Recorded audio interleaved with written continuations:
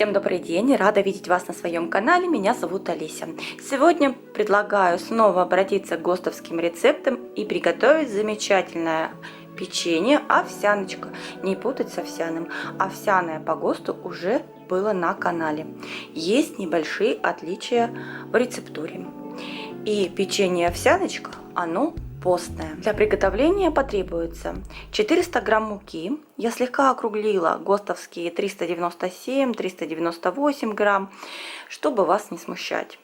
Итак, 400 грамм пшеничной муки, 170 грамм овсяной муки. Можно ее дома сделать, если вы не располагаете готовой овсяной мукой, просто перемолов в блендере овсяные хлопья.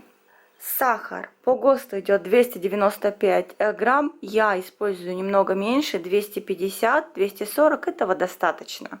У меня в данном случае ровно 250 грамм, 1 грамм корицы, 5 грамм соли, 4 грамма соды, 10 грамм ванильного сахара, 34 грамма патоки. Я заменяю мальтексом. Можете использовать любой глюкозный сироп, инвертный сироп, мед.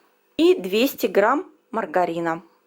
Если вы что-то имеете против маргарина, используйте сливочное масло, но тогда печенье будет не постное. Просто посмотрите состав. Есть хороший маргарин. У меня в данном случае на масле подсолнечника и масле сои. Еще потребуется вода. Температуры от 70 до 90 градусов, 118 миллилитров.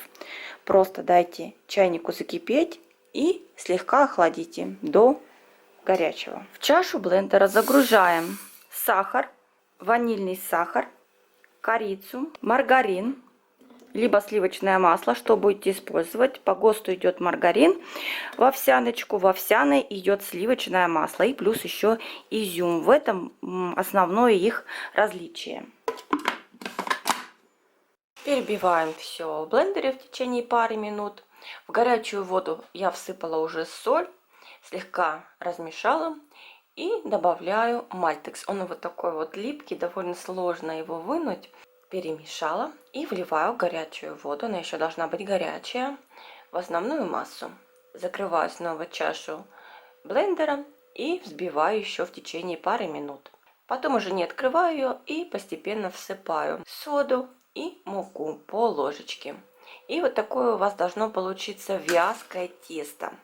Тесто не должно быть плотное, оно должно быть достаточно теплое, температура примерно около 30-40 градусов.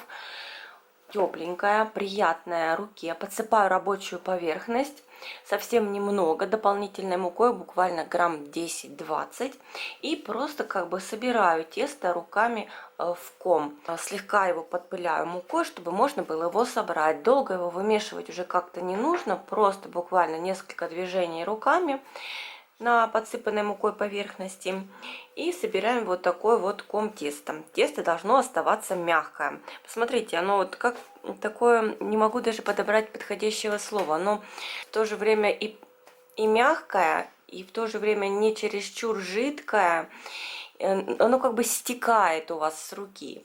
И берем ложечку, у меня объем 15 мл, столовая ложка, мерочка, и формирую шарики. Таким образом печенье все будет одинаковое. Отделяю вот такие вот одинаковые кусочки и потом каждый подкатываю в шарик. Лист я уже застелила пергаментом, бумага для выпечки. Катаю шарики и выкладываю их на лист. Можно слегка их немножечко приплюснуть руками или потом на листе. Из этой нормы получается достаточно много печенья, 2,5 листа. Выпекаем при температуре 200-210 градусов в течение 15-18 минут. Зависит от вашей духовки. Каждая хозяйка знает свою духовку лучше. Делайте поправку. В моей духовке ровно 18 минут выпекается печенье такого размера. Оно должно остаться слегка мягенькое сверху. Оставьте его на листе, полностью охладите на горячем листе и только потом снимайте с листа. Посмотрите, какая красота получается. Печенье очень вкусное, ароматная, безумно ароматная. Сверху тонкая сахарная корочка, красивые трещинки, красивые кракелюры. Приготовьте, попробуйте. Со временем, если его просто оставить и не закрывать, оно станет плотнее, но когда его просто откусываешь с чаем или с кофе, оно тает во рту. Готовьте с удовольствием, очень вкусное печенье, еще раз повторюсь, действительно это так.